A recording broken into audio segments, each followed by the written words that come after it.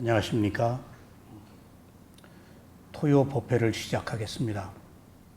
오늘도 사념점 명상의 세계의 8정도 중에서 정에 속하는 정념, 바른 알아차림을 공부하시겠습니다. 자, 지난 시간에 정념에 대해서 공부를 계속 했는데 오늘도 알아차림이라고 하는 것의 뜻이 무엇인지 다시 한번 되새겨 보시겠습니다. 자, 부처님의 가르침 중에 중요하지 않은 게 하나도 없죠. 다 중요하죠. 자동차에 와이퍼 없어도 비 올 때 운행을 못 하겠더라고요. 뭐 어느 것 하나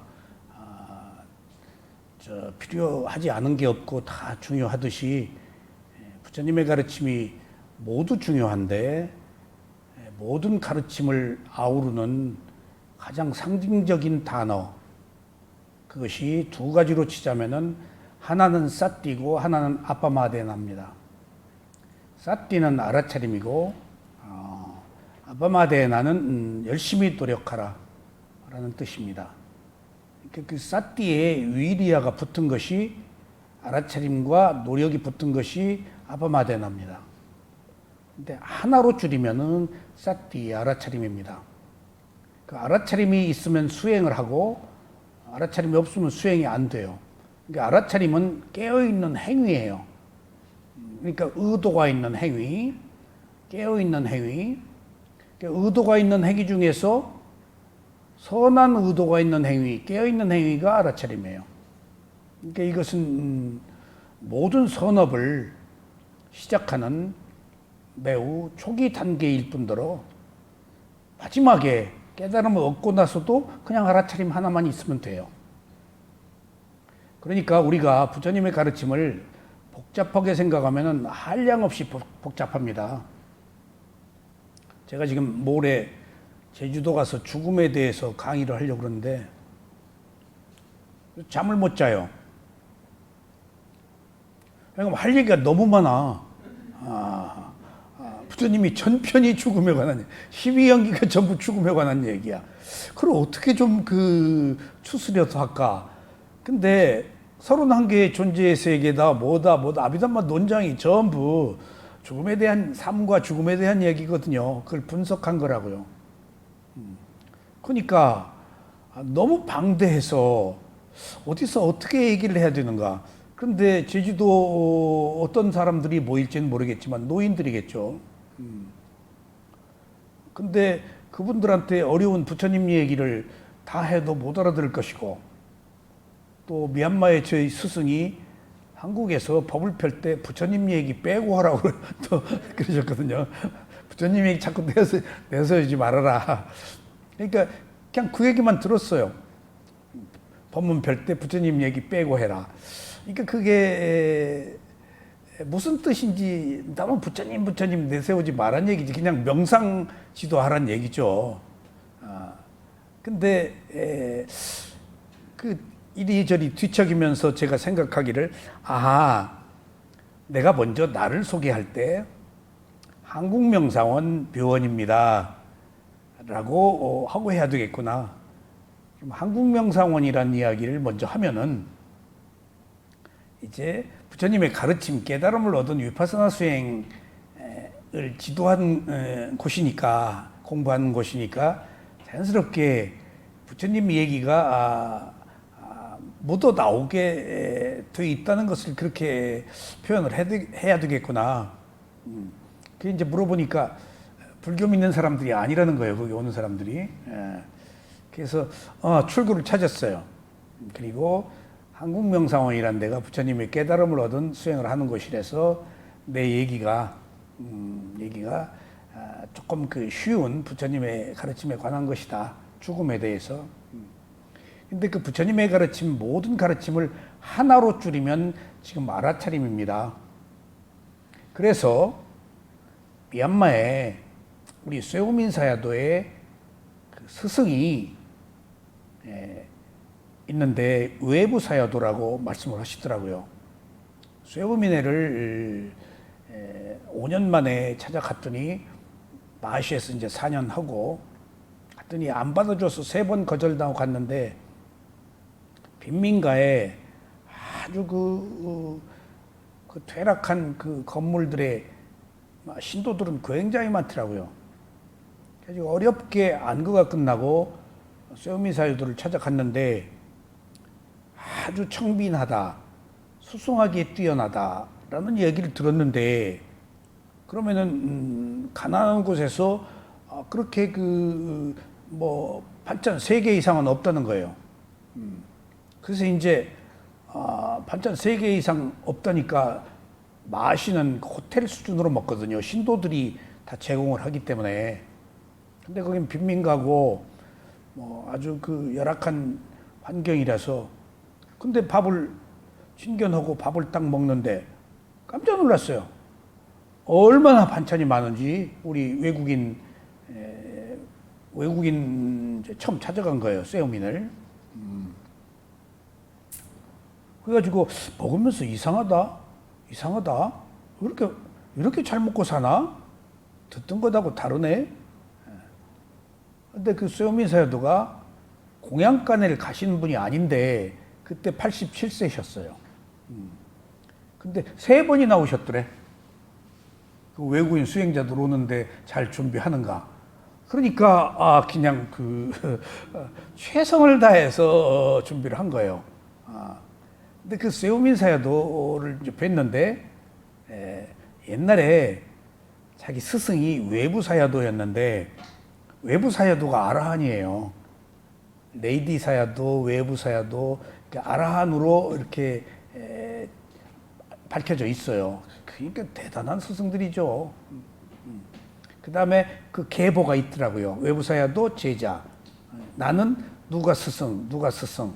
내가 뭐 마시 우짜뜰라 사여도, 쇠오민 사여도 하면 나는 이렇게 그 12연기 또 소바나 사여도 그러면 나는 이렇게 이제 스승이 몇 개로 연결되네. 그런 그 도표가 다 있더라고요. 누구한테 배운.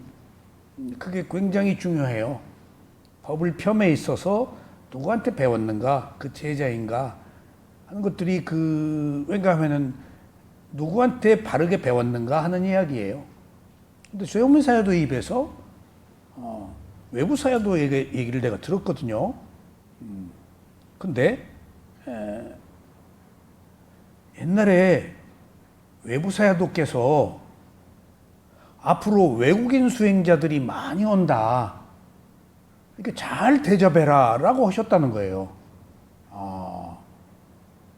그러니까 미얀마라는 나라가 50년인가 100년 이상 그 영국 식민지 지배받고 문호가 닫힌 곳이에요. 외국과 교류가 끊어진 곳이에요. 그런데 거기 그렇게 훌륭한 스승들이 계시고 훌륭한 수행 방법이 보존돼 있었던 거예요. 그리고 경전 결집을 2차례나 하고 대단한 거거든요. 스리랑카는 아직 경전 결집 못해요. 그건 국력과 경전 결집을 하는 빅구들 수준 1, 2년씩 하거든요. 그걸 진행하는 그런 그 인적 자원. 그러니까 그 불교적 그 바탕이 충분해야 경전 결집을 하거든요. 미얀마에서 6차 경전 결집을 할 때 영국에서 독립한 기념으로 그때 200만 파운드를 들여서 경전 결집을 했다고. 대단한 돈이라고 그래요. 1, 2년을 하니까 경전 다 질문하고 암송하고 또 해석하고 그렇게 한 번씩 경전을 정리하는 거예요. 경전 자꾸 그 얘기가 빗나가고 해석이 달라지니까 그러니까 그것을 이끌고 주도하고 말할 수 있고 지금 삼장법사가 계시니까 그거 했던 거예요. 삼장법사가 마시사야도도 거기 질문자로 참여하시고 근데 외부 사야도가 앞으로 외국 사람들이 많이 올 것이다 라고 했다는 거예요. 그럼 아라한이 얘기니까 그때는 외국과 이 담마가 소통되지 않았을 때인가 봐요. 그러니까 그 아라한이라서 미래를 보신 것 같아요. 그리고 그 쇠오민을 외국인 처음 제가 찾아간 거예요. 우리 한국 사람이 문호가 닫혔던 것을 한국 사람이 처음 숲속으로 뚫은 거예요. 그래서 그렇게 반찬을 많이 하셨구나. 그리고 그 아라한 외부 사야도가 이 법이 이제 외국인들에게 이게 펴질 것이다 라고 벌써 다 알고 계셨구나. 근데 그 외부 사야도가 이제 오시면은 아이고 안녕하십니까 그러면 알아차렸는가? 아 그런데요 지금 오늘 알아차림. 그리고 법문을 해 주십시오. 그러면 알아차려? 그러신대요. 그리고 이제 인터뷰 해주고 마지막에 알아차려? 그러고 가신대요. 알아차려 3번 하신대요.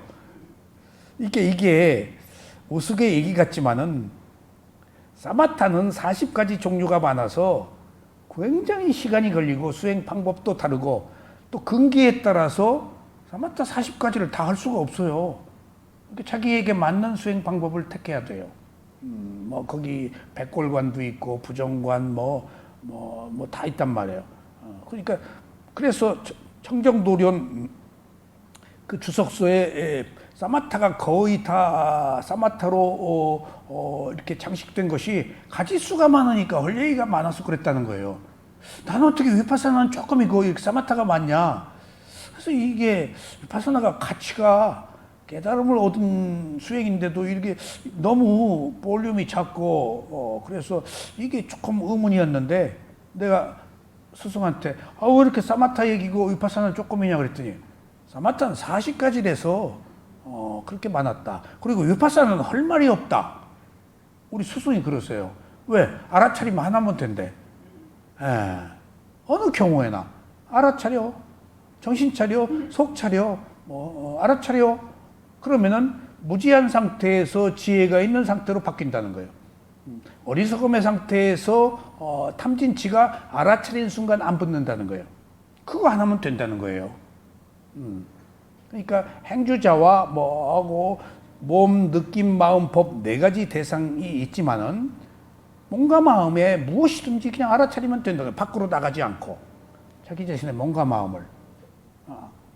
그래서 사실은 우리는 위파사나가 자기 자신의 몸과 마음을 알아차리는 수행이기 때문에 매우 단도직입적이고 포커스가 좁혀져 있고 매우 극명하게 드러나 있는 수행이지만은 가장 어려운 수행인 이유는 첫째, 자기 자신의 몸과 마음을 본 적이 없고 둘째, 알아차림을 지속하기가 어렵습니다. 그러니까 지금 스승들의 얘기는 계속 알아차려. 그러니까 알아차림의 지속이 사마디인데 지속이 되어야 삼빠잔나 지혜가 난단 말이에요. 그러니까 먼저 시작은 알아차리는 거예요. 그래서 알아차림에 얼마나 머무느냐가 집중이야. 그 집중해서 빠냐 지혜가 나와. 그래서 그게 개정해예요. 개는 알아차림, 정은 오래 알아차리는 집중, 그 뒤에 해. 이게 8정도이자 불교의 모든 가르침의 핵심이에요. 그러니까 이게 쉬운 것 같아도 어려운 것이 알아차리기가 어렵기 때문이에요. 그리고 여기 더 중요한 사실은 자기 몸과 마음을 알아차리기가 어려워요. 몸과 마음을 우리는 밖에서 구하죠. 답을 얻으려고 그러고 결론을 내리고 결론 내리면 안 돼요. 몸과 마음에 무슨 결론이 있어요. 몸과 마음은 진행되잖아요. 마음이 가만히 있냐고요. 진행되잖아요. 몸도 진행되잖아요. 그러니까 알아차림도 진행되어야 해요. 무엇이다? 라고 마침표를 찍으면 박제돼 버려요. 이모님은 화가 모임의 회장이다? 하고 딱 찍으면은 이모님은 그냥 회장이고 어째야 되고 어쩌고 저쩌고 박제돼 버려요. 그냥 한 인간의 알아차림이면은 진행된다고. 어느 경우에도. 그러면 한 사람이 책 속에나 선반 위에 올라가서 이미 때묻은 사람이 돼버린다고 뭔가 결론을 내리면. 근데 모든 것들이 진행되면은 즐거움도 과정이고 괴로움도 과정이라고 하면은 걸릴 게 없단 말이에요. 그런 의미에서 알아차림이 가장 중요하지만은 어려운 것이다. 왜냐하면 깨어서 대상을 지켜보는 것이 어렵기 때문에. 그래서 계속 알아차림이라는 얘기를 들어야 됩니다. 그래서 이 이야기를 제가 이렇게 강조하는 것은 부처님의 가르침을 한마디로 요약하면은 알아차림이다라고 우리 세오미 사야도가 저한테 말씀을 해주셨기 때문이에요. 그리고 그 말을 그 외부 사야도 아라하니 외부 사야도의 또 말씀이라는 거예요. 그러니까 지금 복잡하면 한없이 복잡한데 간단하면 매우 간단한 것이 우리 몸과 마음을 알아차리기가 어렵고 알아차림을 지속하기가 어렵단 말이에요. 그러면 또 우리가 알아차렸어. 그러다가 생각이 들어. 미워 죽겠네. 아이고 나는 나쁜 사람이야. 나는 괴로워. 라고 우리는 토막토막 마침표를 찍고 또 지금 결론을 내린다고 항상 계속 알아차리지 못하고 항상 우리는 어떻다고 결론을 내리잖아요. 좋다 싫다 옳다 그르다. 그럼 내리면 안 돼요. 결론이 내렸으면 결론을 내린 것을 또 알아차려야 돼요. 그걸 못하는 거예요 우리가. 결론 내리고 좋아하고 싫어하는 것에 빠져버리는 거예요. 그럼 결론은 안 내릴 수가 없잖아요. 옳다 그러다 어떤 자기 견해를 가지고 안 내릴 수가 없다고요. 어떻게 결론을 안 내려요? 좋다 싫다 안 해요. 근데 알아차림이 지속되면 좋아 죽겠네 하면 좋아 죽겠다고 했네 라고 또 알아차리라는 거예요. 아이고 미워 죽겠네 하면 이제 막 부글부글 끓고 진행되지. 미워 죽겠다고 하고 있네 라고 그 사실을 또 알아차리라는 거예요. 이게 어려워요. 결론을 내리고 거기서 알아차림이 없어져 버려요. 그러니까 이것은 가장 쉬우면서 가장 어려운 게 알아차림의 지속이 어렵기 때문에 이게 어려운 거예요. 알아차려. 근데 아이고 못 알아차렸네? 걷다가 못 알아차렸네? 하고 세 발 뛰고 또 못 알아차려. 또 못 알아차려. 금방 가다가 아이고 금방 또 못 알아차렸네? 하고 또 못 알아차려. 그렇게 알아차림이 어렵다는 거예요. 그러니까 이 알아차림이 당초부터 어렵다는 사실을 먼저 받아들이셔야 돼요. 그러니까 수행이 안 된다, 어쩐다 하는 것은 못 알아차린 거거든요. 근데 하루에 한두 번이라도 알아차리면 돼요. 못 알아차리다가 하루에 한두 번이라도 알아차리면 돼. 여기 우리 모여서 법문을 듣고 집중 수행하는 것은 집에 있고 딴 데 있는 것보다 조금 더 많이 알아차리라는 거예요. 한 공간에. 집중 수행도 흐트러지면은 못 알아차리는 것을 흐트러진 것보다는 모여서 조금 더 많이 알아차리자 하는 것일 뿐이에요. 그런 의미에서 불교가 알아차림 하나다 란 말이 주는 의미는 굉장한 그 메시지입니다, 이게. 그러니까 가장 쉽고도 가장 어려운 것. 그러니까 어렵기로 하면 한없이 어려운데 쉽기로 하면 매우 간단해요. 그냥 알아차리면 되니까. 그러니까 헐말이 필요가 없다고요. 알아차려.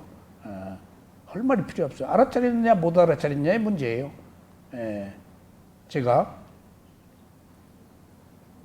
미얀마에서 귀국을 할 때마다 이제 귀국합니다. 꼭 이걸 물어봐요. 뭔가 스승들이 결정적인 것, 핵심적인 것, 촌철살인하는 불교 핵심을 꿰뚫는 그런 그 테크닉, 방편이나 그런 말씀이 있는 것을 기대하고 항상 물어봐요. 제가 이제 귀국합니다. 그럼 이제 여러 가지 어려움이 있는데 수행 방법을 지도해 주세요. 그럼 알아차려.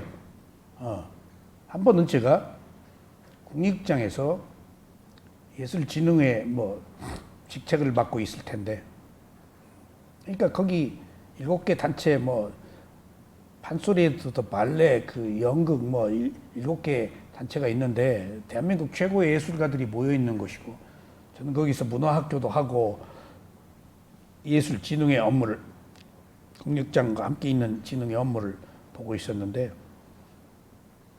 춤추고 노래하고 뭐 제가 또 발레 학교도 만들어서 운영하고 그랬었는데, 그것이 수행을 하면서 뭔가 맞지 않는다는 늘 느낌을 가졌어요. 춤추고 노래하는 것이. 그러니까 이제 귀국하면은 거기 다 직책 그만두고, 물론 내가 사업도 하고 있었죠. 여러 가지 사회활동을 했으니까. 거기 국립장 이제 다 이제 정리하고 나와서 이미 사업도 접고 온전하게 수행만 전념해야겠다. 그리고 비구 계를 받고 거기 수행을 할 때 여기 나를 받아주는 곳이 있으면은 비구 계, 비구 옷 입고 여기서 비구 생활을 하고 싶은데 참 옷 벗기가 싫어요. 비구 옷을 입으면 그렇게 청정해요. 편안하고. 근데 옷을 딱 벗으면은 그냥 딱 느낌이 달라요. 그 어떤 남마 법에서 벗어난 것 같아가지고. 그러니까 여기 오면 받아줄 데가 없는데 여기 그때 거예 스님이 비구 옷 입고 계실 때 제가 여기서 비구 생활을 해야 되겠습니다. 그랬더니 딸 셋 있는데 걔들 시집 못 가. 아버지가 중이라 그러면은 걔들 시집 다 보내고 나중에 해도 돼? 안 늦어? 지금 몇십 년 지났는데 우리 딸들 셋 다 시집 갔는데 또 그러면 이제 비구가 돼야 되네. 여자 하나가 또 남았네. 나 수행하도록 다 밥 먹여준 학교 정년퇴직해 가지고 퇴직금으로 다 지금도 밥 먹여주는. 이거 배신 때릴 수가 없네 이거. 그러니까 이 내 마음대로 안 되네 또. 그게 조건이에요. 어쨌거나 그래서 내가 그 쇠오민 사유도한테 제가 이번에 교육하면은 국립장 이런 직책을 가지고 있는데 다 그만둬야 되겠습니다. 춤추고 노래하고 연극하고 하는 그런 대한민국 최고의 예술가들하고 함께 생각할 때 스승이 왜 그만둬? 우리 쇠오민 사유도가 왜 그만둬? 아니 이게 수행하고 받지 않아서 알아차려. 그만두지 말고 알아차려. 거기서 또 깜짝 놀랐어요. 이거 바꿔 얘기하면은 우리들이 지금 상자불교하고 한국불교의 차이가 있다면은 삐꾸들이 죽이 됐잖아요. 그럼 가족과 절연하고 사유와 절연하고 그렇죠? 거기는 안 그래요. 이혼은 부인이 찾아와 상담하더라고. 우리 그 우대전이야. 애가 꼬마가 왔어. 이렇게 앉아서 둘이 얘기를 하더라고. 근데 내가 그 앞을 쑥 지나가는데 눈짓을 해. 이렇게 눈짓을 해. 자기 부인이라는 것 같아. 눈짓이. 나중에 부인이야. 부인이 와서 이혼했는데 찾아와서. 그리고 하도 형제들이 많이 와서 상담하고 가고 뭐하고 그래서 이게 그 형제 서열이 높은 줄 알았어. 형들이 다 와서 의사들이 거기 우리 선원에 먹는 거 다 보시하고 물은 누구 담당이고 뭐는 담당하고 형제들이 이렇게 다 절 살림을 맡아서 해주더라고요. 그래서 다 먼 일을 와서 상의하고 가고 그러는 것 같아. 그래서 형제 중에 몇째예요? 그랬더니 9번째래. 근데 어떻게 형이 다 와 상담해요? 그랬더니 다 와 상담한대. 부처님의 가르침으로 답변하는 거야. 빅구한테. 그러니까 우리가 여기서 무슨 문제가 있을 때 담마키티 스님한테 내가 질문을 하면 부처님 얘기가 나오잖아. 담마키티 스님. 담마키티 스님의 얘기가 아니고 빅구니까 부처님 자기가 알고 있는 경전 부처님 가르침 얘기를 해주니까 담마키티 스님 얘기가 아닌 거요. 부처님 얘기지. 응? 그래서 또 한 번 내가 의식의 벽을 뛰어넘었어요. 수행을 한다고 무엇은 되고 무엇은 안 되는 게 없구나. 언제 어느 때든지 알아차리면 되겠구나. 그리고 나서 돌아와서 국립극장 내가 하던 일을 계속 했어요. 그러니까 그때 딱 그것은 해서는 안 되는 일? 그런 게 없다는 거예요. 삶 속에서 뭐든지 알아차리면 된다는 거예요. 그게 위파사나예요. 뭐는 된다, 무엇은 안 된다는 없어요. 어느 때든지. 그게 라이프 메디테이션이에요. 그러니까 부처님의 가르침은 특별한 무슨 도살업이다, 매매업이다, 무슨 그런 것이 아닌 한 언제 어디서 무엇을 하든지 그냥 알아차리면 되는 거예요. 다양한 직업. 그러니까 세간과 출세간 때문에 세간을 부정하는 게 아니에요. 주의하라, 멀리하라. 그것도 술 먹고 살생하고 뭐 하는 것도 절대 안 돼가 아니고 멀리 하라예요. 멀리 하라는 얘기예요. 필요한 경우에는 어쩔 수 없지. 도살한 사람이 있어야 사니까. 부처님도 남이 잡은 고기 얻어 드셨으니까. 살생하지 말라면 고기 나 안 먹어 주지 봐. 하면은 세간과 출세간이 어울릴 수가 없지. 세간은 세간으로서 한 어떤 패턴, 삶의 정형 그런 것들이 자연스럽게 있는 거란 얘기예요. 그러니까 그것 세간과 출세간을 아우른 그 브릿지, 그 맥, 선이 알아차림이라는 거예요. 언제 어디에서든지 알아차리면 된다. 그리고 그 알아차림 또 이제 귀국을 할 때 귀국합니다. 사띠를 뭐라 그래?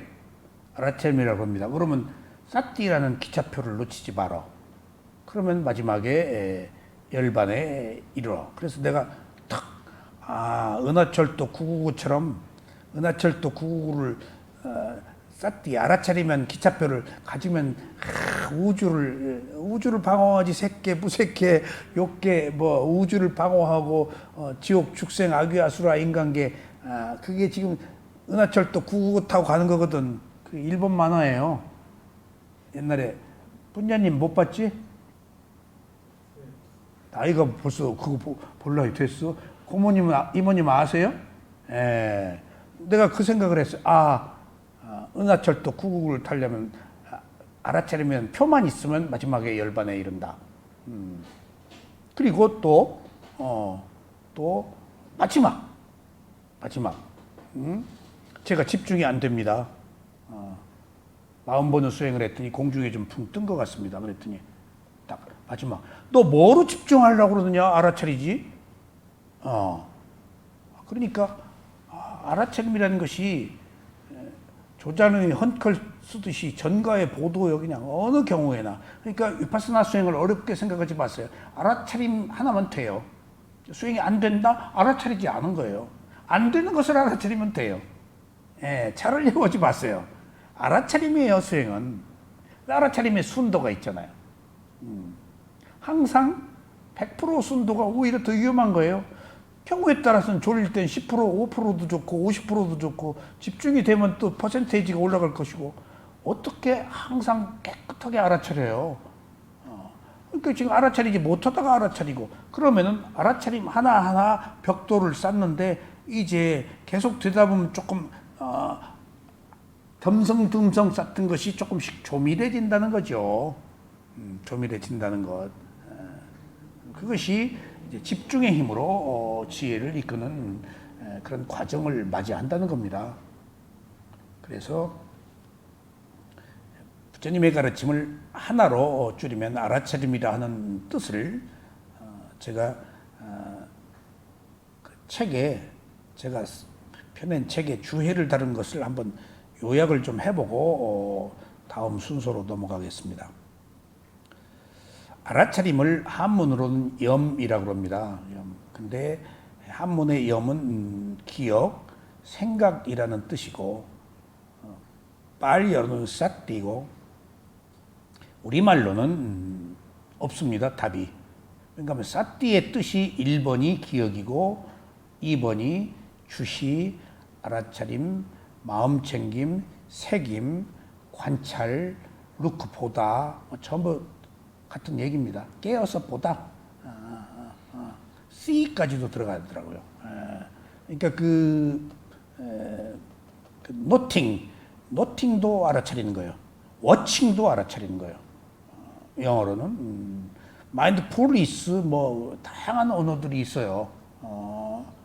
그러니까 한문으로 염은 기억이다, 생각이다라고 염을 쓰는데 생각은 아닙니다. 알아차림은 생각을 끊는 거예요.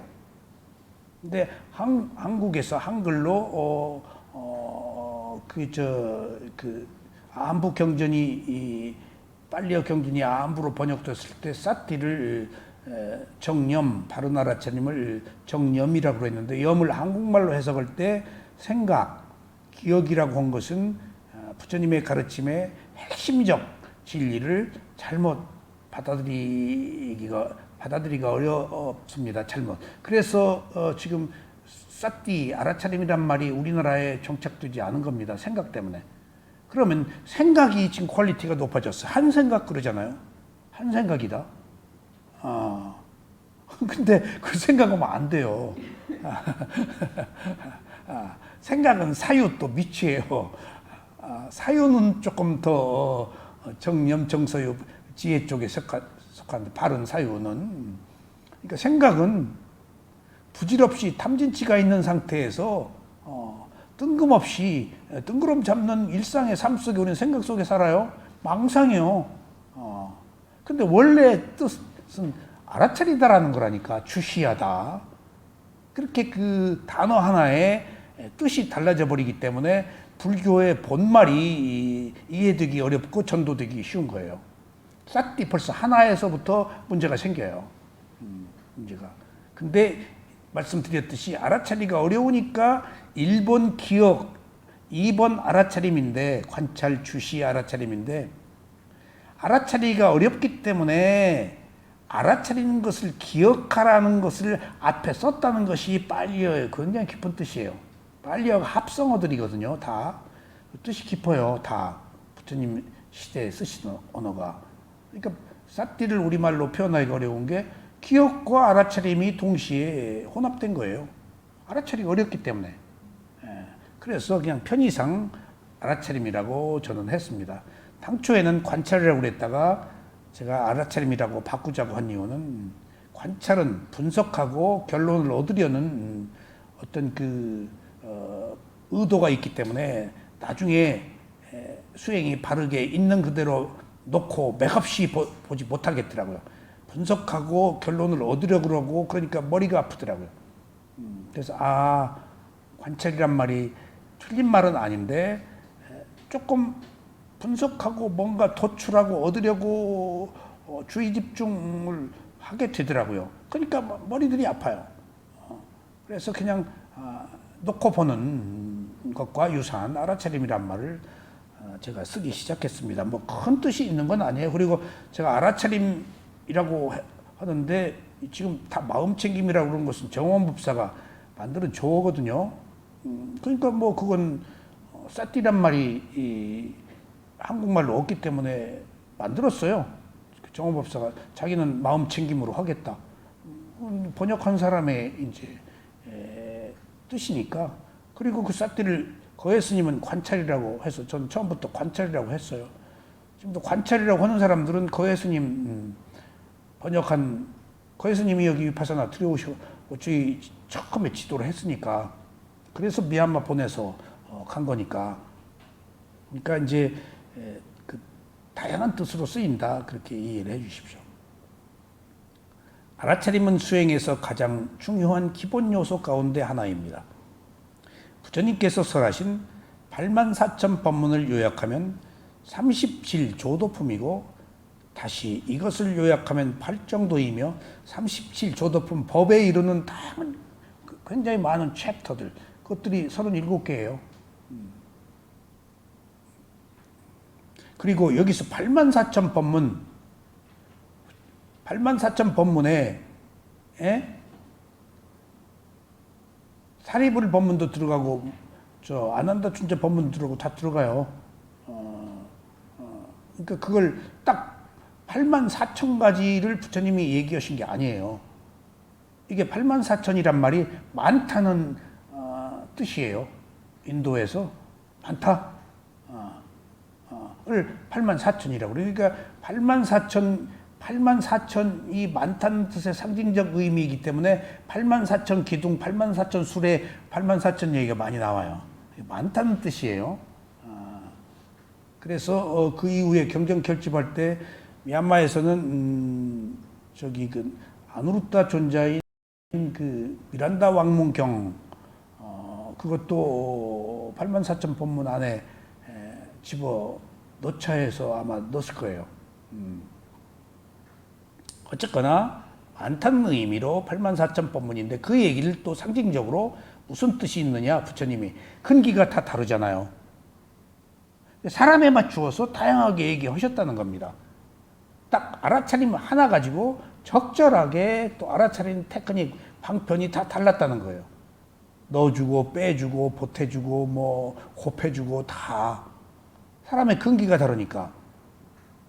그러니까 이게 부처님의 가르침이에요. 천편일률적으로 동일하게 하질 않았어요. 그러니까 우리는 모르니까, 그 사람의 업이며 그 사람의 근기를 모르니까 우리는 학교에서 시험 문제 풀듯이 정답을 가지고 제시하고 있지만은 부처님은 딱 보고 법문 가르침이 달라요. 그 사람의 상태에 따라서. 그걸 제가 쌍유타 니까야 공부를 하면서 다 질문자의 수준이 다 달라요. 그럼 질문자의 수준에 맞춰서 거기에 일단 답변을 하고 거기에 꼭 첨언을 하세요. 그 사람 얘기를 일단 존중해요. 그리고 딱 바꿔줘요. 그런데 바꿔주고 그 사람 수준으로 이해를 시키는 부분이 있는데 어느 경우에는 5가지만 얘기하는 경우도 있어요. 근데 나는 보통 아니비설천이 6가지잖아요. 왜 아니비설천이 5가지만 얘기하냐? 감각. 는 왜 빼느냐? 그것도 어디선 5가지고 어떤 6가지야 부처님 말. 근데 6가지는 마음 얘기잖아. 그 사람이 마음 못 알아들을 것 같으면 6가지 얘기 안 하고 5가지만 얘기해. 근데 삐꾸들의 경우는 6가지를 집어 넣었는데, 이게 그 사람의 근기에 따라 다 달라요. 별의별 사람들이 다 이렇게. 그래서 84,000 법문이다 이겁니다. 아셨죠? 그러니까 우리가 어떤 문제를 천편일률적으로 동일하게 보지 마시라고요. 분야님도 분야짜리님의 마음이 시시각각 변해요. 그 동일하게 부인을 대하면은 부인한테 좀 곤란해요. 지금 이 순간의 부인의 마음, 저 순간의 부인의 마음이 다르다고요. 그러니까 주어진 나름대로의 상황을 각기 다르게 다 알아차려서 존중해줘야 돼요. 사람 마음이 변하니까. 똑같을 수 없잖아요. 근데 우리는 딱 정해놓고 같기를 바란다고요. 이미 무상을 받아들이면 그 변화에 적응하는데 우리는 의외로 무상을 허락하지 않아요. 안 변하려고 그래요. 딱 자기가 알고 있는 거 어때야 된다는 천재? 그럴 수가 있냐? 어떻게 인간이 그럴 수가 있어? 이모님, 인간이니까 그럴 수 있는 거예요. 여기 시궁창에서부터 천상까지인데 인간이. 정말입니다. 그거 어떻게 못해요? 그러고 싶지 않아도 그 사람도 어쩌지 못해서 그러는 거예요. 그거 존중해야 돼요. 그래서 84,000 의미라는 것이 각기 다양한 개성, 그것을 존중한다. 그래서 제가 종교화합 운동할 때 보통 종교로는 정신적인 거라서 신과 인간의 관계, 자기 교세, 진리 그런 것들을 대표하기 때문에 다른 종교를 배척하기 하잖아요. 그래서 유엔에서 종교를 다루는 기구를 만들 수가 없었던 것이 늘 종교가 문제고, 인류사의 가장 큰 전쟁 범죄자들은 종교 지도자들이고, 종교란 이름으로 사람 죽이고 잘못해놓고, 종교란 이름으로 용서를 빌고, 다 자기 이익을 위해서 종교를 다 이용하고 있잖아요. 그래서 종교화합 운동할 때 그 하나로 화합하기가, 그 화합은 불가능하죠. 그래서 거기서 내가 배운 것이 서로 다른 것은 아름답다라고 느끼는 것. 가령 오케스트라가 다 다양한 악기들이 하나의 화음을 내서 아름다운 소리를 내잖아요. 악기 소리들이 저마다 다르잖아요. 함에도 불구하고 앙상블을 이루어서 좋은 음악으로 만드는 것은 낱낱의 자기 조건들이 조화를 이루는 것. 그것이 이 세상이에요. 삼라만상이 다 조화를 이루는 거예요. 조화를 이루지 못하면은, 역행하면 그것은 병이 걸리거나 도태되고 그래요. 어떤 일정한 흐름이 있다고. 그래서 순천자는 흥하고 역천자는 망한다는 이야기가, 사물의 이치에 순응할 때 우리가 덜 괴로워요. 사물의 이치에 순응하지 못하면 그 사람 병 걸리거나 무슨 사고 나서 죽거나 제명에 못 살아요. 지위도 얻지 못하고. 어떤 사물의 이치에 순응할 때 사람이 행복하게 살고 또 그 질서 속에서 괴롭지 않게 살 수 있다고요. 그런 것처럼 중불나게 살지 않는 것, 그것은 알아차림으로서만이 가능한 겁니다. 그러니까 내가 톡톡하게 툭 튀고. 그러니까 미얀마에 수행한 사람들 이렇게 보면요, 조용히 소리 없이 참 잘하고 수행하고 간 사람이 있어요. 근데 그런 사람은 수행이 축축축 발전하더라고요. 근데 오자마자 막 부대끼고 문제 일으키고 막 트러블 일으키고 한 사람은 얼마 못 가요. 얼마 못 가요. 그러니까 요란하게 왔는데 얼마나 있을 거예요? 그럼 한 1년 있을 겁니다. 그럼 일주일 뒤에 가는 사람도 있어. 그러니까 생각과 다 다른 거예요, 이게. 그게 나름대로 근기가 다르기 때문에 다 나타난 결과도 다르다. 그래서 그것들이 서로 다른 것을 아름다움이라고 존중해줘야 돼. 각각의 향기가 다르다. 똑같으면 징그럽잖아요. 그것들을 우리가 나와 다른 것을 아름다움이라고 이해해줘야 돼요. 거기서 새로운 향기를 볼 수 있어야 돼요. 아셨죠? 그래서 84점, 이렇게 수행에 관한 모든 것들을 이렇게 요약해 놓은 게 37조도품이에요. 다시 37조도품을 요약하면 8정도이고, 8정도는 계정의 사막으로 요약되어 있고, 계율을 알아차림이라고 그래요. 정, 집중, 그 다음에 빠냐, 지혜. 여기서 빠냐는 무상고모화예요. 그래서 사막이라고 나오죠. 8정도 계정의 사막으로 요약되고, 사막이 알아차림에 의해서 일어나는 계와 집중과 빠냐, 지혜. 사막이라는 것은 세 가지를 배운다라는 의미예요. 8정도 그냥 있는 게 아니고 배워야 돼요. 사막으로. 그래서 사막이라고 그래요. 배워야 돼요. 배울 학이에요. 그래서 팔리어에서 사막에 대한 구체적 이야기들이 많이 나와요. 그냥 사막이 아니야. 계정해가 배우라는 거예요. 집중하고 지혜를 배우. 그래서 사막이라고 그래요. 계정해와 사막은 달라요. 계정해는 8정도를 줄여놓은 세 가지 덕목이고, 그것을 실천하는 의미가 사막이에요. 로 요약되고, 이를 한마디로 요약하면은 알아차림이다. 알아차림 나왔는데, 근데 이 알아차림을 또 다른 말로 이야기하면 뭘까? 중도. 개정해죠? 그럼 더 여기다 부원하자면은 무상고모화예요. 그래서 알아차리는 수행을 위파사나라고 그러는데, 위파사나 수행이 뜻이 뭐냐? 그럼 다르다, 분리하다, 특별하다는 위 뜻과 파사나, 아누파사나로 계속해서 알아차리다 라는 뜻이거든요. 특별하게 계속해서 알아차리다. 분리해서 주관적으로 보지 말고 객관적으로 놓고 계속해서 알아차리다가 위파사나라는 굉장히 깊은 뜻이 있어요. 그러면은 위파사나란 단어 자체의 뜻은 분리해서 다르게 계속 알아차려란 뜻의 합성어인데, 위와 파사나에 정작 해석은 위파사나하고 해석을 미얀마 스승한테 위파사나가 뭔 말이에요? 그러면 무상고모하다고 그래요. 또. 그건 의역이에요.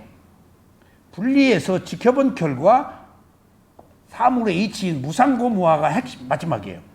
위파사나 하면 무상고모화예요. 계정에도 무상고모화예요. 중도가 무상고모화예요. 다 동의어예요. 동의어. 뜻은 하나이지만은, 그래서 이걸 뭐 회통이라고까지 할 필요는 없지만은, 다 알아차림 하나가 모든 것들을 이렇게 아우른다. 그렇게 이해를 해 주십시오.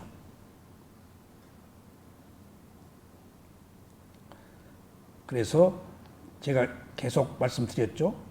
불교를 한마디로 해 주십시오 라고 해서 자비라고 했을 때는 뭐? 사마타. 그리고 알아차림이라고 했을 때는 위파사나. 근데 이쪽에서는 위파사나가 없었기 때문에 자비라고는 해도 알아차림이라는 말은 몰랐단 얘기지. 사띠가 들어오질 않았으니까. 자, 알아차림을 팔리어로 사띠라고 합니다. 사띠의 뜻은 크게 두 가지 의미가 있는데, 기억이라는 말과 함께 알아차림, 추시, 주의 깊음, 관찰, 마음 챙김, 뭐 또 새김, 그렇게 다양하게 봅니다. 봄, 뭐 무슨 말이 됐든지 같은 뜻으로 쓰입니다. 기억이란 말은 현존하는 것을 아는 것을 말합니다. 그러니까 기억은 과거를 기억하는 게 아니고 알아차린 것을 현재에다가 갖다 놓고 알아차린 것을 기억한다라는 것을 한문으로는 현존하는 기억이라고 그렇게 쓰고 있더라고요. 현존한다. 현재로 갖다 놓는다. 목전에다가 그러니까 현재 가지고 간다. 기억해서 계속 지속해라. 현재로 붙들고 있어라. 그런 의미입니다. 현존이란 눈앞에 있는 현재를 말하는 것입니다. 그래서 현재에 있는 것을 잊지 말고 기억해서 알아차려야 한다는 뜻입니다. 알아차린 순간은 과거 미래가 아니에요. 현재예요. 과거 미래는 관념이에요.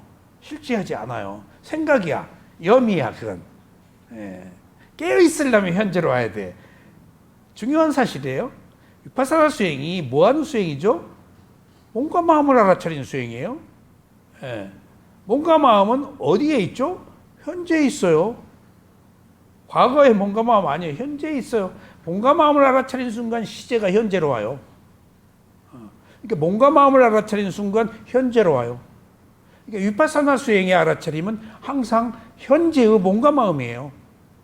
현재의 몸과 마음에서만 지혜가 나요. 과거, 미래는 사유예요. 생각이에요. 생각 속에서 불이 안 나요. 스파크 안 튀겨요. 과거에 어떻게 스파크가 튀겨요?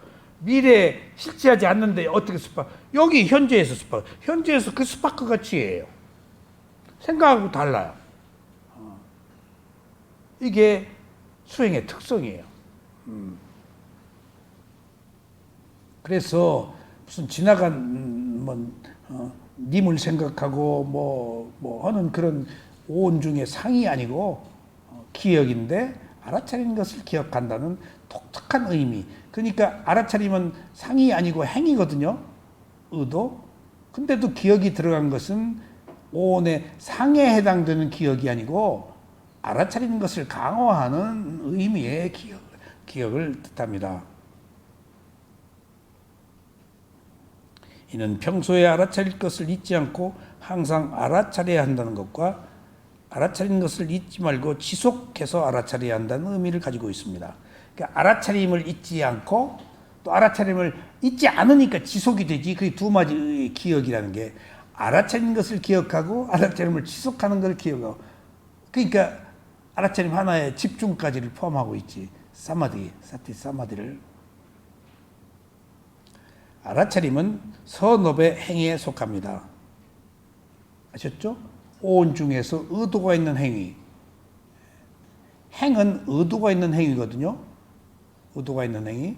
째따시까 50가지 쉬운 두 가지 중에서 행이 50가지예요.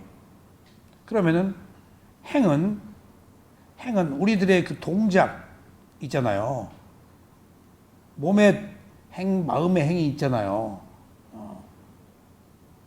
행은 근데 행이 우리들이 무엇을 행한다 할 때 물질적 현상으로 보기 쉬운데 수행에서는 마음적으로도 이 행을 몸이 움직이는 행이 아니고 왠가 하면은 우리들이 말을 하거나 손을 들거나 가거나 앉거나 모든 것들이 그런 행위가 일어날 때 행위에 앞서서 선행하는 무엇이 있어서 행위를 하죠?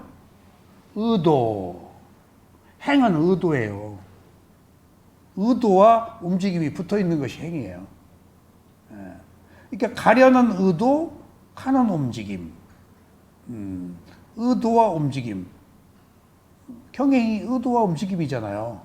우리가 말하는 것도 의도와 움직임.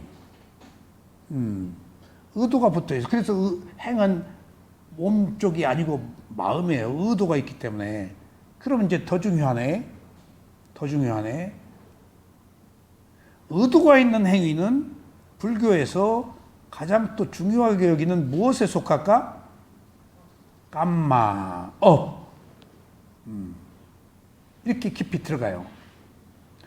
우리가 생명력을 가지고 사는데 생명력이라는 것이 뭐라고요?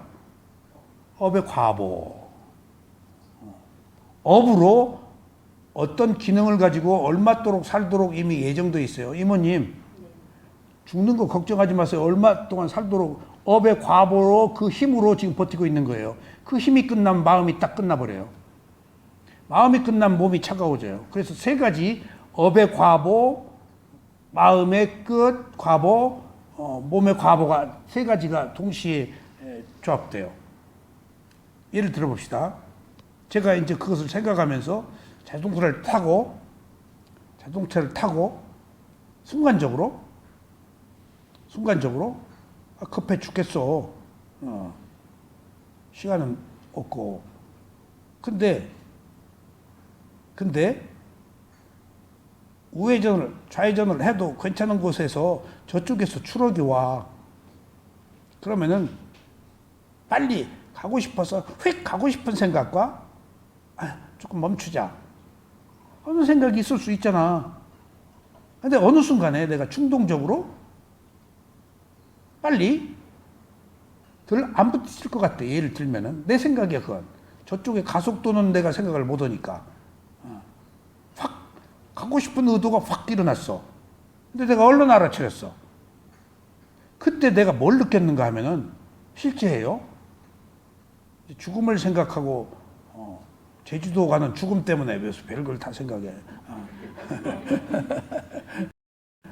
그때 휙 내가 의도가 일어나 갔어. 그래서 만약 그 의도 때문에 죽지 않을 것이 죽었다라고 할 때 그때 그 의도는 뭘까? 업의 과보예요. 거기까지 그 마음이 업의 과보가 마음을 부추긴 거예요. 거기까지 내 생명의 한계야. 가지 말아야 될 때 내가 의도가 일어나서 확 갔잖아? 그러다 죽잖아. 내가 그 옛날 한강에서 수영할 때 옛날에는 한강에 수영 건너갔어요.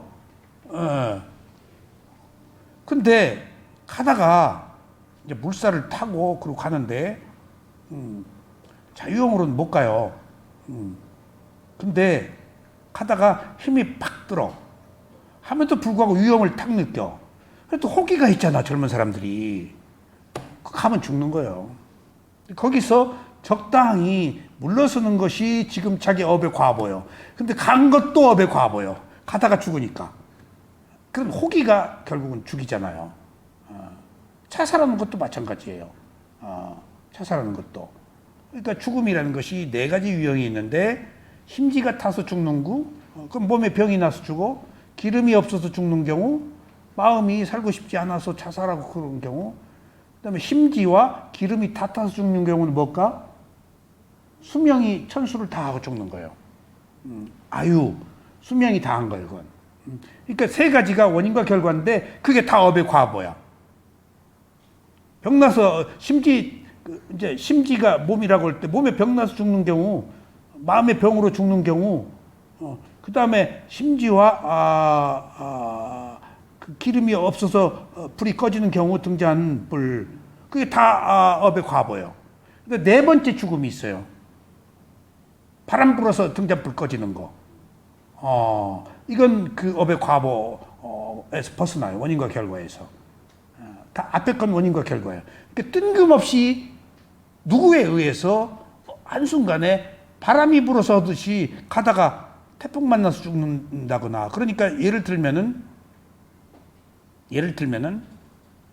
비행기를 타고 가다가 러시아 쪽에 대한항공이 떨어졌어. 뭐 배가 난파당했어. 태풍에. 그런 것은 바람 불어서 등잔불이 꺼지는 것처럼 자기 삶이 원인과 결과로 오는 것을 뛰어넘은 어떤 또 다른 조건에 의해서 죽는 경우도 예외적으로 있어요. 네 가지 죽음의 유형에. 마지막 이것은 바람 불어서 꺼지는 것은 천재지변으로 죽는 것은 자기 업과 상관이 없어요. 뭉탱이로 끌려가 죽는 거예요. 근데 가령 내가 이모님하고 어디 가기로 했어. 여행을. 근데 내일 어디 가네. 근데 오늘 밤에 이모님한테 전화 왔어. 아, 나 뭐 집에 뭔 일 있어 못 가겠다고. 근데 내가 이모님이 안 가니까 같이 가기로 했는데 그럼 나도 안 간다고. 그런 경우에 가다가 그 차가 사고 나는 경우도 있다고. 그런 경우는 이모님 업으로 내가 안 죽은 거예요. 이모님 업으로. 같이 갔으면 둘이 끌어당겨 죽었지. 예. 그러니까 그 에드가 케이신의 누구네 그 예언자들 이렇게 볼 때 아침에 어디 가기로 돼 있는데 옛날 그런 기록들을 많이 초능력 공부할 때 뭔가 느낌이 이상해. 안 가면은 거기 딱 비행기가 떨어진다거나 사고가 났다거나 하는 것들을 파장이 부정적인 파장이 오면 밀어내거든요. 그때 자기 뭘 직감하고 거기 안 가면은 사는 경우. 그러니까 삶이라는 것이 원인과 결과로 진행되는 앞에 세 가지와 원인과 결과가 없이 외부적 어떤 특별한 조건으로 죽는 그런 사고가 일어나는 그런 경우도 예외적으로 있긴 합니다. 그리고 또 모든 것이 다 업은 아니에요. 모든 것이 업은 아니에요. 5가지 종류의 업이 하나일 뿐이지 전부 업이라고 볼 수는 없어요. 어떤 그런 조건들이 있다고요. 자기 마음의 조건, 뭔 조건, 뭐 또 그런 어떤 조건. 아까처럼 바람 불어서 간판 떨어져가지고 여기 머리 쳐서 죽는 경우도 있을 것이고, 또 우크라이나 미사일 쏴가지고 무슨 아파트다 뭐다 그런 것들은 자기 업에 상관없이 전쟁을 통해서 바람 불어서 죽는 경우처럼 어떤 거대한 인류사적 비극에 휩쓸려서 뜻하지 않게 죽는 경우도 있지. 그런데 거기 만약 자기가 거기서 죽을 업이 아니다면은 그 순간에 거기에 안 있지. 그러니까 이 업의 적용 범위는요, 지금 3번째 그런 경우도 업이 적용되느냐 안 되느냐 하는 문제, 업의 적용 범위는 붓다밖에 몰라요. 누구도 몰라요. 누구도. 언제 그 행위가 어떻게 맞다, 우연이다, 필연이다 하는 문제는 인간의 힘으로 판단하기 어려워요. 업의 과거는 보이지 않는 거니까 수많은 과거에 어떤 업이 어떻게 현재 작용하는지는 그건 부처만 알아요. 그러니까 부처님이 계속 그 얘기 해주는 거예요. 지금 저 일이 어째서 어떻게 그래서 됐다. 근데 안 될 수도 있고 이렇게 될 수도 있는데 지금 저렇게 됐다. 또 그것도 가변적이야. 죽음의 문제뿐이 아니고 사람의 빈부나 건강이나 이런 어떤 성공 실패의 문제에 관해서도 부처님이 얘기를 자꾸 해주세요. 그게 참 업의 과보예요. 업의 과보. 그러니까 일단 우리는 상당 부분 업의 과보라고 보는데, 또 제가 한 가지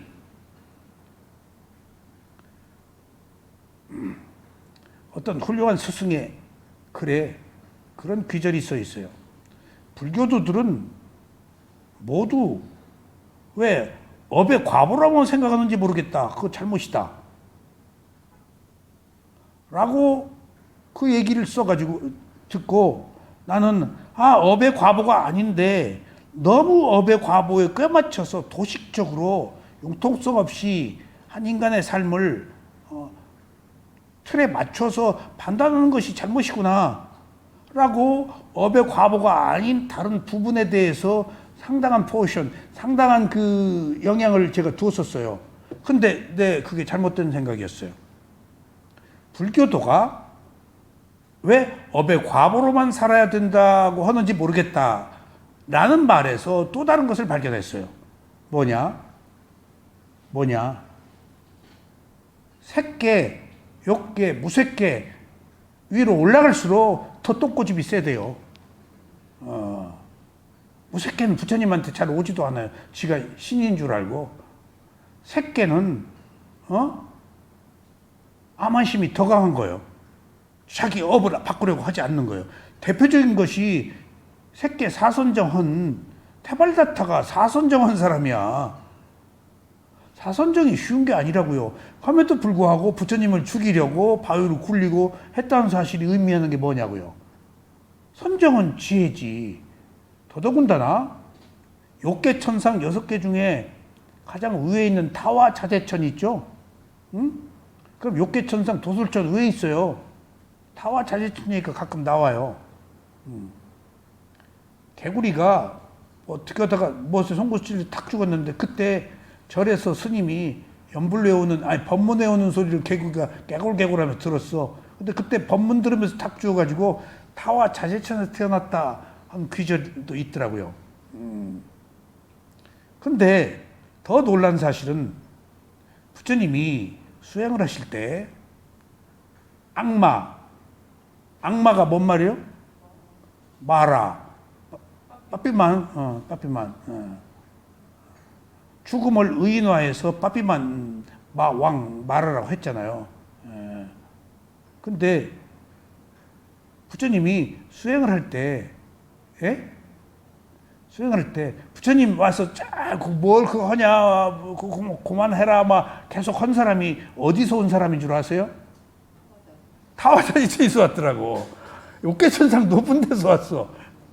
나는 저 지옥에서 온 사람인 줄 알았더니 아이고 깜짝 놀랐어. 그러니까 바꾸어 얘기하면 우리들이 불교에 대한 인식이 색계 그 선정으로 높은 그러니까 화두 수행하고 사마타 수행한 사람이 구들장 파고 무섭고 눈에 불을 켜는 이유가 타협을 하지 않는다고요. 자기만 최고고. 위파사나는 안 그런단 말이에요. 지혜 수행이니까 바닥부터 출발이 달라요. 근데 여기는 위로 올라갈수록 더 관념화되고 고정관념화되고 자기 인식의 범주가 그 경직돼 있단 말이에요. 그러니까 그 얘기였어.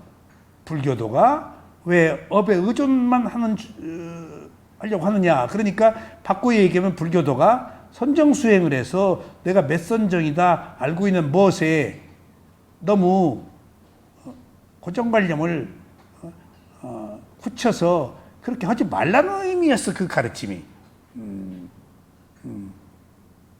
그러니까 거꾸로 내가 알고 있었구나 하는 것들을 배울 수 있었습니다.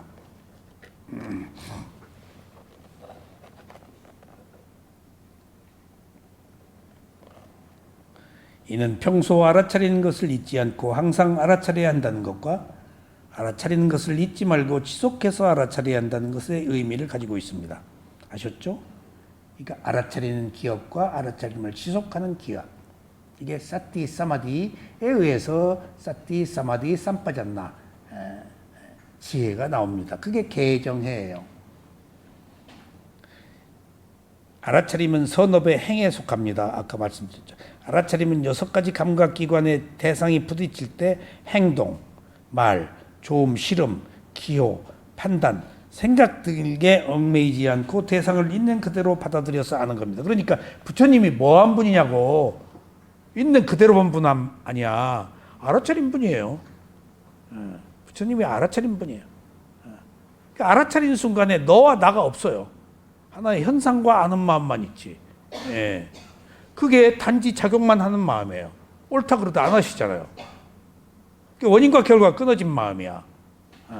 새로운 원인이 없어. 그랬네라고. 그랬네라고.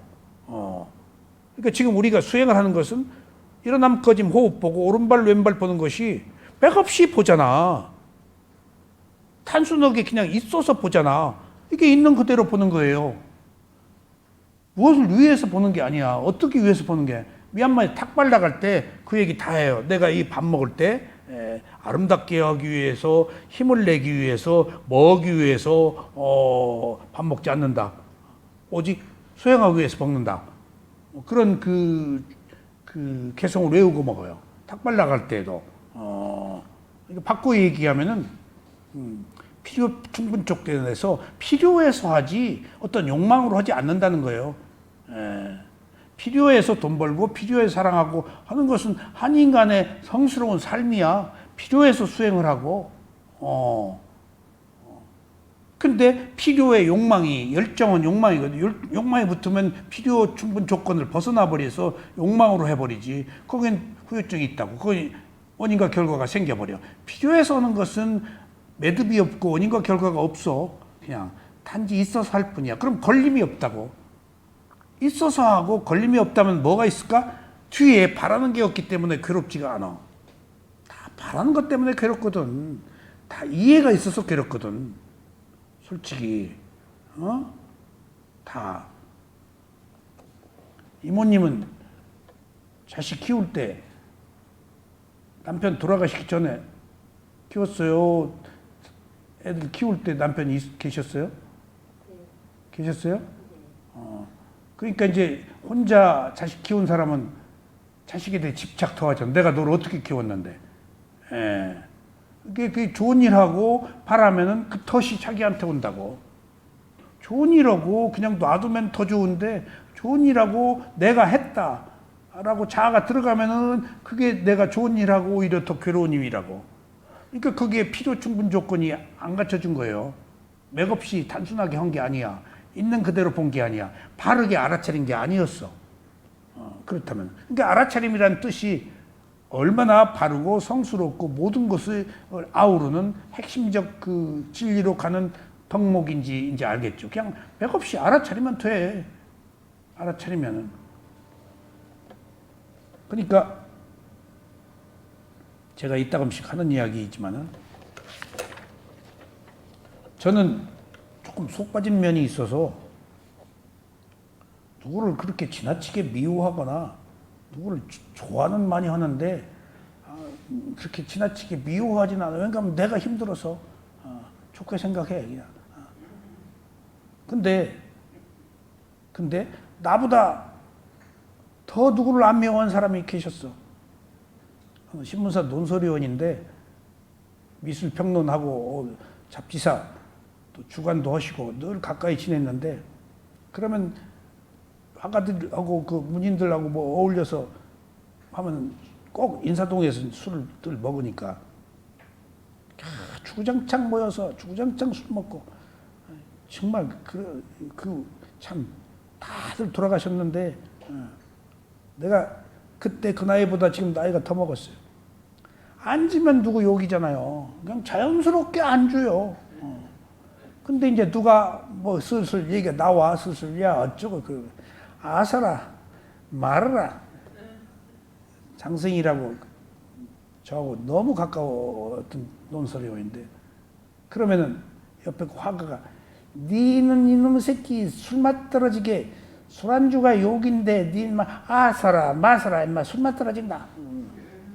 그러니까 그 두 상반된 한 분 그분은 굉장히 날카롭고 분석적이고 색이 강해. 굉장히 그 사람 그림 색이 강해요. 정말입니다. 그 화가의 그림 색이 화가에 따라서 그렇게 다르더라고. 또 어떤 화가 첼로 하는 화가가 가깝게 지냈는데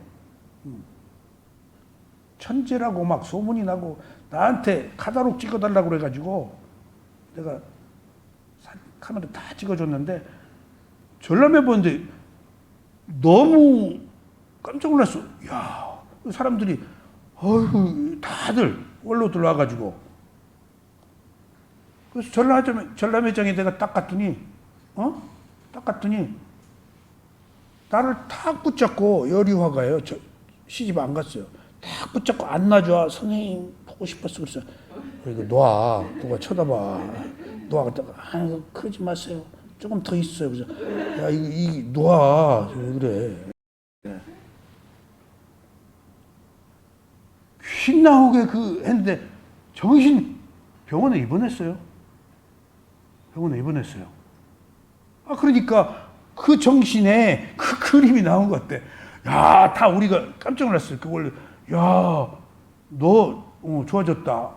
그런 게 그 마음의 표현이었던 것 같아. 그러니까 그 색이 그래서 이모님이 굉장히 엄한 사람이에요. 지금 가만히 보면은 화가들이 색이 강해서 날카롭고 괴팍하고 한 면이 좀 있다고요. 다는 아니겠지만은 비교적 개성이 강하더라고. 음악도 그래요. 음악도 그런 것처럼 그런 것들이 다 표현됨에 있어서 다 자기 내면의 마음가짐, 정서 그런 것들이 예술로 승화되는 것이기 때문에 따를 수가 없다고. 그것들을 알아차림이라는 것 하나가 있으면은 다 아우르게 되고 중도가 되고 다 바른 어떤 덕목으로 바뀐다고요. 정말입니다. 화가는 알아차리지 말아야겠네. 알아차리면 더 부드럽고 좋은 그림이 나오겠죠. 그래서 이렇게 지금 알아차림은 행동, 말, 조음, 시름, 기호, 판단 등에 얽매이지 않고 대상을 있는 그대로 보는 것이다 라고 해서 이걸 중도라고 그런다고요. 그러니까 84점 법문을 하나로 줄이면 알아차림이라고 하는 이유가 여기에 있는 거예요. 판단을 유예하는 것. 판단을 유예하기 때문에 내가 바라는 게 없잖아. 걸림이 없잖아. 파장을 일으키지 않잖아. 이것이 우리가 행복으로 가는 길이고 괴로움으로부터 벗어나는 길이라고요. 그러니까 지금 그렇지 못한 우리들의 상태에서는 다 문제가 알아차리지 못했고 뭔가 이익을 바랐고 미워하고 좋아했단 얘기예요. 우리가 그러고 살잖아요. 그러니까 아까 얘기하다 말았는데 그러니까 어떤 누가 날 보고도 너는 이만 속 장아리가 빠져서 물에 물 탄 거하고 풀에 저도 한 성질이 있거든요. 막 나를 비난하더라고. 쉽게 말하면은 자기가 누구를 단죄하는데 동조하지 않는다고. 나는 의미를 못 느끼겠어. 그냥 그놈은 그놈이야. 그러니까 내가 그때 느꼈어. 내가 그때 조금 나아졌구나 내가 인간이. 이게 그렇게 물에 물 탄 거 같고 술에 술 탄 거 같은 놈이라고 막 하는데 내가 조금 나아졌네. 나아졌네. 걔는 뭔가 좋아하고 미워하고 싫어하는 것을 극렬하게 드러내는 것을 좋아하기 때문에 그런 거 아니에요. 난 그렇게 극렬하게 드러내는 거 싫어서 가만히 있는 거 아니에요. 좋아하고 싫어하는 것의 차이예요, 이게.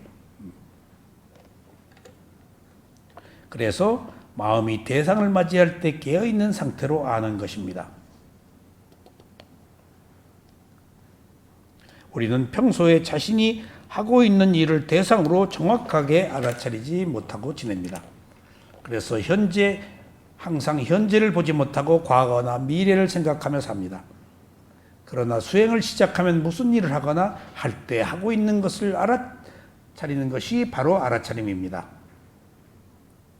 이처럼 위파사나 수행의 알아차림은 좌선을 할 때 몸의 호흡을 알아차리든가 걸을 때 걷는 발걸음을 있는 그대로 알아차리는 것과 함께 아침에 눈을 떠서 저녁에 잠자리에 들 때까지 일어난 모든 것들을 알아차릴 대상으로 삼습니다. 그냥 알아차리면 된다고요.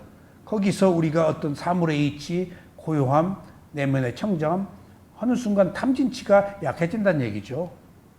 우리들이 스스로. 알아차림은 항상 대상과 함께 있어야 됩니다. 아셨죠? 알아차림의 대상이 없으면 안 돼요. 그래서 알아차림의 대상은 뭐죠? 대상? 법. 대상. 대상이 법이에요. 땀마. 알아차림 혼자 가지고 뭐 할 거예요? 대상이 있어야 돼요. 여기서 한 가지 또 봅시다. 알아차림이 어떤 대상이 있어야지? 그럼 알아차림을 가지고 무엇을 대상으로 삼지? 신수신법 사념처 부처님의 가르침이에요. 알아차림을 어디다 써먹어? 몸과 마음 알아차리는 데 써먹으라는 거예요. 부처님의 가르침이에요. 부처님의 가르침이 알아차려. 무엇을? 몸과 마음을 알아차리는 것이 부처님의 가르침이에요. 이렇게 극명하고 간단해요. 근데 우리가 그렇게 알았나요? 불교에 아제, 바라아제, 아제승아제, 금강경, 지금 이렇게 극명하게 몸과 마음을 알아차리는 게 부처님의 가르침이고 거기서 무상고모화의 지혜를 얻는 것이 최종적 우리들의 목표라는 것을 우리가 지금 알 수 있었나요? 파사나 수행이 없었기 때문이에요. 그리고 관념적으로 중국을 통해서 들어온 불교가 한문이 관념적이잖아요. 관념적이잖아요. 그리고 도교와 접목되고 중국의 관념과 좀 접목돼서 상당히 현실적인 있는 그대로 그냥 알아차려서 깨부수는 것이 아니고 뭉뚱그려서 관념으로 접근했기 때문에 조금 부처님의 가르침의 뜻이 조금 두리뭉실해지지 않았나 싶어요. 이제 위파사나는 명쾌하게 드러나잖아요. 지금 알아차려 무엇을? 신수신법 사념처를. 그러면 무상고무하라는 지혜가 나서 집착이 끊어져. 그것이 깨달음이야. 라고 이미 한 기승전결의 과정이 딱 간단하게 완성되어 있는 거예요. 지금 복잡할 하등의 이유가 없다고요. 부처님이 대중들에게 뭘 복잡하게 설명했겠어요? 그 위대한 부처님이 어떻게든지 쉽게 해서 사람들에게 이로움을 주기 했는데 뭔 말인지 모르는 얘기도 했겠냐고요. 그게 알아차림 하나라는 얘기입니다. 알아차림은 항상 대상과 함께 있어야 합니다. 이는 물 위에 떠 있는 공처럼 물에 빠지지도 않고 그렇다고 물 위에 떠오르지도 않고 항상 물과 함께 있으면서 하고 있는 일을 아는 상태를 말합니다. 이건 제가 주석서에 없는 얘기이고 이건 이 얘기를 했을 때 어느 여류화가가 턱 캐치하더니 이 얘기를 딱 해요. 나 깜짝 놀랐어요. 그분이 이 수행하기 그분이 나한테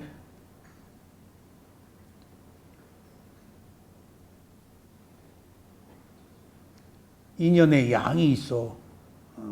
그리고 인연의 질이 있어.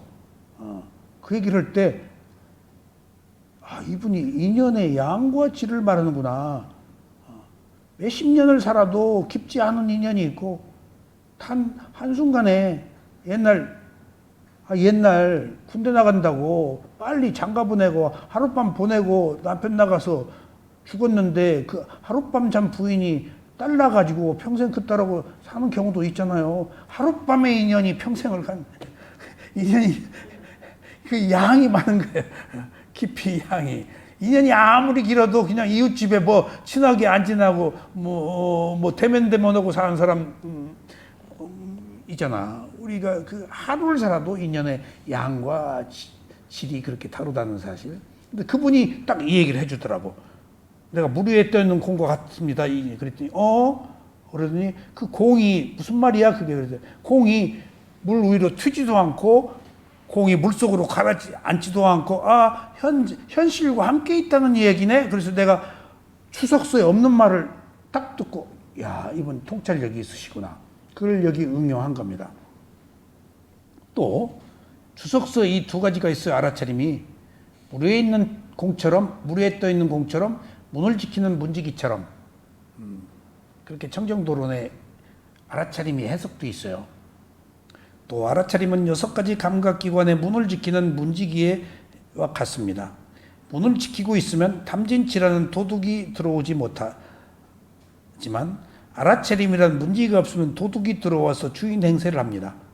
그러니까 우리가 알아차림이 못할 때는 화내고 욕심부리고 뭐 하는 것은 나 아니다는 거예요. 문지기 없이 도둑놈 들어와서 주인 행세한다는 거예요. 그러니까 도둑놈 와서 주인 행세하는 사람 너무 미워하지 마요. 자기도 어쩌지 못해서 그래. 허수아비로 그 삐에로야 꼭두각시로 살고 있는 거예요. 우리는 그렇게 탐진치에 꼭두각시로 살고 있지 그거 다 아니에요. 어떤 그 순간에 조건들이 나를 지배하고 살아요. 그게 업의 과보예요. 업의 과보가 선업의 과보와 불선업의 과보가 있는데 우리는 불선업의 과보가 더 커요. 당초 어리석게 태어났기 때문에. 자, 이제 요약하겠습니다. 알아차림의 7가지 이익은 다음과 같습니다. 이게 법의 이익입니다. 첫째, 마음이 청정하다. 그다음에 슬픔을 극복한다. 비탄을 극복한다. 육체적인 고통의 소멸이 된다. 정신적인 고통의 소멸. 육체적, 정신적 고통이 꼭 들어오는 이유는 몸과 마음이기 때문에 5가지 감각기관으로 들어오는 정보와 마지막 정신, 마음으로 들어온 정보가 다르잖아요. 보고 듣고 뭐고 할 때 볼 뿐, 들을 뿐, 못 볼. 몸으로 들어오는 육체적 감각기관의 문제예요. 반드시 하나가 또 있다고요. 마음. 마음으로 무엇을 봤을 때 좋아, 싫어할 때는 어떻다고? 좋을 뿐, 싫을 뿐, 이라고 또 볼 뿐, 냄새 맡을 뿐, 맛볼 뿐, 뿐뿐뿐해서도 마지막에도 생각할 뿐, 알 뿐, 그렇게 뿐자를 붙이고 거기 점점점하고 뭔가 연관시키지 말라고요. 그걸 소설 쓰지 말란 얘기 그냥 그랬을 뿐 단순화시켜서 하나의 현상으로 그냥 보고 말라고요. 거기 뭐 어쩌다 네가 그럴 수 있냐, 이익이 있냐 없냐, 뭐 연천에서 여기 오는데 지금 얼마나 걸렸냐, 이렇게 어렵게 왔는데 와도 나를 몰라보냐, 뭐 하여튼 그래서 모든 문제에는 육체적 고통과 정신적 고통이 소멸되는 그런 과정이 있다고요. 올바른 길인 팔정도에 도달함, 그리고 마지막에 알아차림에 의해서 대상을 있는 그대로 보면 열반을 성취한다. 그래서 오늘 이 시간에 불교를 한마디로 줄이면 알아차림이 전부다라는 진정한 뜻을 한번 되새겨 봤습니다. 자, 감사합니다.